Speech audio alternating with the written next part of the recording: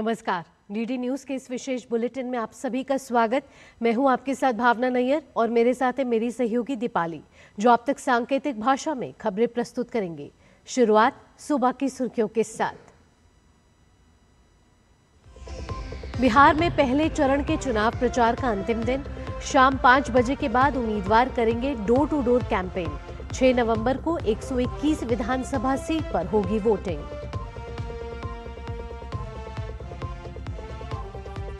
बिहार के सियासी बिसात पर उतरेंगे बड़े बड़े धुरंधर। प्रधानमंत्री नरेंद्र मोदी का आज महिला एनडीए कार्यकर्ताओं से संवाद। राजनाथ, अमित शाह, राहुल गांधी, नीतीश और तेजस्वी समेत अखिलेश यादव की एक के बाद एक कई रैलियां।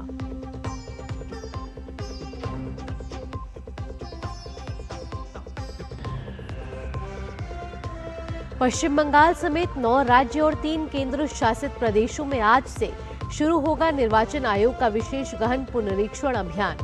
अगले 1 महीने तक बीएलओ घर घर देंगे दस्तक।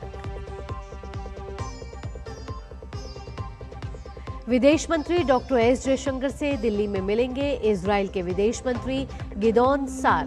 द्विपक्षीय मुद्दों समेत क्षेत्रीय विकास पर होगी बात। और 2 चरण में होगी भारतीय महिला फुटबॉल लीग। 20 दिसंबर से शुरू होगा पहला राउंड, जबकि दूसरा चरण अगले साल 20 अप्रैल से 10 मई तक।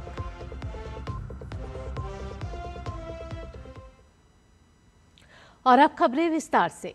बिहार विधानसभा चुनाव 2025 के पहले चरण के तहत 6 नवंबर को वोट डाले जाएंगे। ऐसे में पहले चरण के लिए आज शाम चुनाव प्रचार का शोर थम जाएगा। इसके बाद से प्रत्याशी और उनके समर्थक डोर टू डोर कैंपेन करेंगे और बूथ मैनेजमेंट में जुट जाएंगे। इस चरण में 18 जिलों की 121 सीटों पर वोट डाले जाएंगे। इनमें मिथिलांचल, कोसी और मुंगेर डिवीजन की कई ऐसी सीटें हैं जिन पर इस बार लोगों की नजर बनी हुई है। 2020 के विधानसभा चुनाव में इन तीनों क्षेत्रों में एनडीए का पलड़ा भारी था। मतदान को लेकर प्रशासन ने पूरी तैयारी कर ली है। इस बार के चुनाव अभियान में नौकरी, पलायन, बिहारी अस्मिता जैसे मुद्दे सभी पार्टियों के लिए प्रमुख मुद्दे बन चुके हैं और इन्हीं मुद्दों के इर्द गिर्द चुनाव घूम रहा है। प्रधानमंत्री नरेंद्र मोदी बिहार में भाजपा नेतृत्व वाले एनडीए की महिला कार्यकर्ताओं से संवाद करेंगे। ये संवाद भाजपा के मेरा बूथ सबसे मजबूत अभियान के तहत आयोजित किया जाएगा। प्रधानमंत्री मोदी बिहार विधानसभा चुनाव को लेकर उनके सुझाव भी सुनेंगे। पीएम मोदी ने कहा कि बिहार विधानसभा चुनाव में भाजपा एनडीए की जीत सुनिश्चित करने के लिए हमारी मातृशक्ति भी असाधारण ऊर्जा और पूरे समर्पण भाव से जुटी हुई है। साथ ही उन्होंने कहा कि चुनाव अभियान में उनकी सक्रिय भागीदारी बिहार में लोकतंत्र की यात्रा को और सशक्त बना रही है। आज दोपहर 3:30 बजे होने वाले संवाद को लेकर प्रधानमंत्री मोदी ने कहा कि वे माताओं बहनों से चर्चा को लेकर बहुत उत्सुक हैं। बिहार में आज राजनाथ सिंह और अमित शाह समेत जेपी नड्डा ताबड़तोड़ कई चुनावी रैली करने वाले हैं। राजनाथ सिंह मुंगेर में आज सम्राट चौधरी के समर्थन में वोट की अपील करेंगे। वहीं अमित शाह आज औराई, मधुबन और सिकटा विधानसभा सीट में एनडीए प्रत्याशी के लिए समर्थन मांगेंगे। अमित शाह की पहली जनसभा औराई के जाले में होने वाली है। वहीं दूसरी जनसभा मधुबन विधानसभा सीट के लिए चकिया के गांधी मैदान में होगी। तीसरी जनसभा रामपुरवा में करेंगे, जबकि गयाजी में भाजपा के अध्यक्ष डॉक्टर जेपी नड्डा का रोड शो होगा। कांग्रेस नेता राहुल गांधी और प्रियंका गांधी भी अपने पूरे दमखम के साथ चुनाव प्रचार में उतर चुके हैं। राहुल गांधी की 2 जनसभाएं औरंगाबाद और कुटुंबा में होनी है। वहीं महागठबंधन की तरफ से मुख्यमंत्री पद के चेहरे तेजस्वी यादव आज बिहार में ताबड़तोड़ 17 जनसभाएं करेंगे। समस्तीपुर से रैली शुरू होकर बेगूसराय, मधेपुरा, सहरसा, दरभंगा, मुजफ्फरपुर होते हुए वैशाली में तेजस्वी यादव की जनसभा समाप्त होगी।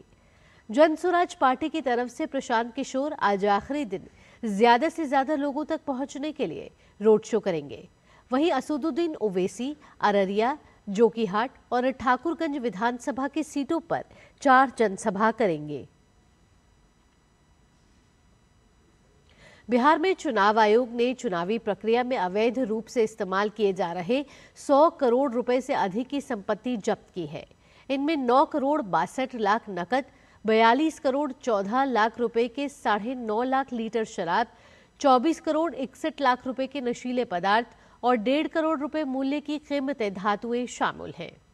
आयोग ने विभिन्न राज्यों और केंद्र शासित प्रदेशों की एजेंसियों की मदद से 5.8 करोड़ रुपए और 26 करोड़ रुपए से अधिक मूल्य के अन्य मुफ्त सामान जब्त किए हैं।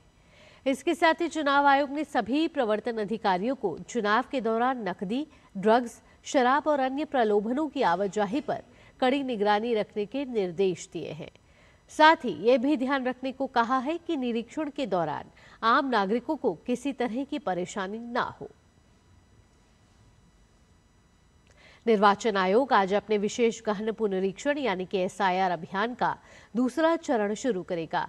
इसमें 9 राज्यों और 3 केंद्र शासित प्रदेशों के लगभग 51 करोड़ मतदाता शामिल होंगे।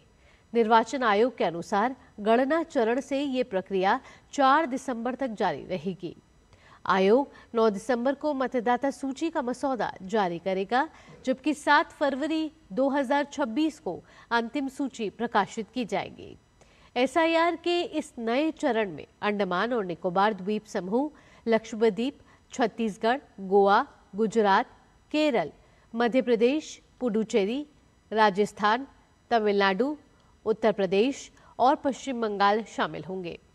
इनमें तमिलनाडु, पुडुचेरी, केरल और पश्चिम बंगाल में 2026 में विधानसभा चुनाव होने हैं। असम में भी अगले साल ही विधानसभा चुनाव है, लेकिन चुनाव आयोग ने इस राज्य को इस बार की SIR प्रक्रिया में शामिल नहीं किया है। विदेश मंत्री डॉक्टर एस जयशंकर आज नई दिल्ली में इजरायल के विदेश मंत्री गिदोन सार से मुलाकात करेंगे। दोनों देशों के बीच यह बैठक रणनीतिक साझेदारी को और मजबूत करने के उद्देश्य से हो रही है। बैठक के दौरान दोनों नेता रक्षा, कृषि, जल प्रबंधन, नवाचार, प्रौद्योगिकी और व्यापार जैसे क्षेत्रों में सहयोग को बढ़ाने पर चर्चा करेंगे। साथ ही क्षेत्रीय और वैश्विक मुद्दों पर भी विचार विमर्श होने की संभावना है।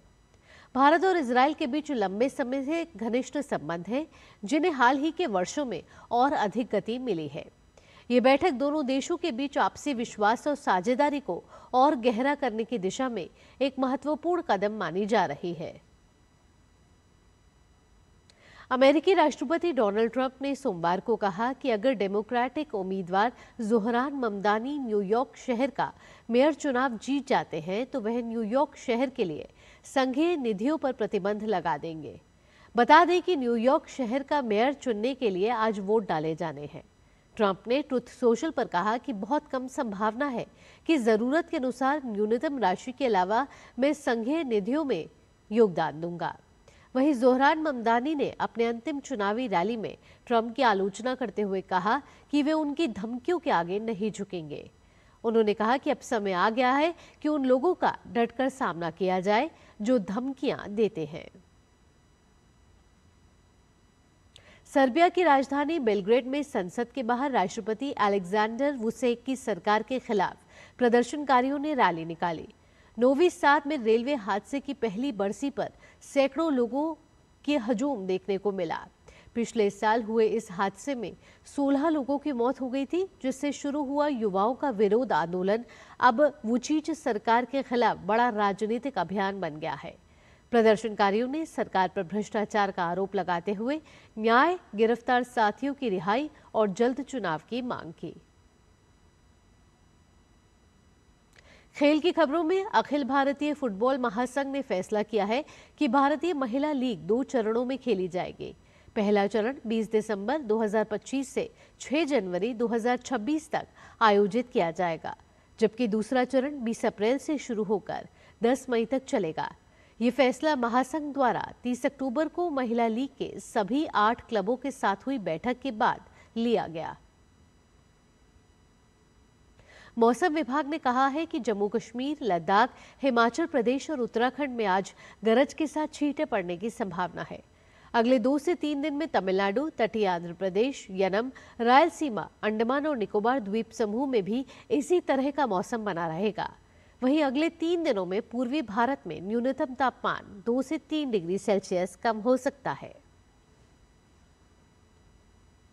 इसी के साथ इस विशेष बुलेटिन में इतना ही। मुझे और मेरी सहयोगी दीपाली के साथ टीम को दीजिए अनुमति। नमस्कार।